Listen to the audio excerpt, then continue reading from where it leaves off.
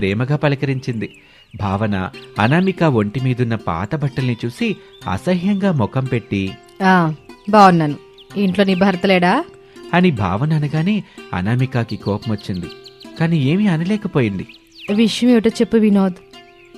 అన్నయ్యని పిలువదునా, ఇద్దరికి ఒకేసారి విషయం చెప్పి వెళ్ళిపోతాం. ఏవండి ఏవండి, పెద్దింటి నుంచి వినోద్ భావన వచ్చారు, ఒకసారి రండి, ఏదో విషయం చెప్పి వెళ్ళిపోతారంట. రమేష్ ఇంట్లో నుంచి బయటకు వచ్చాడు.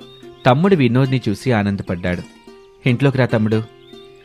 అనామిక, దీన్నే ఇల్లంటే మరి దాన్నేమంటారు అంటూ తను ఉంటున్న పెద్ద ఇంటిని చూపించింది భావన. అది మీ డబ్బున్న వాళ్ళ మహల్, ఇది మా పేదవాళ్ళ మహల్. వినోద్, మనం వచ్చిన విషయం గురించి చెప్పు, ఇక్కడ నేను నిలబడలేకపోతున్నాను.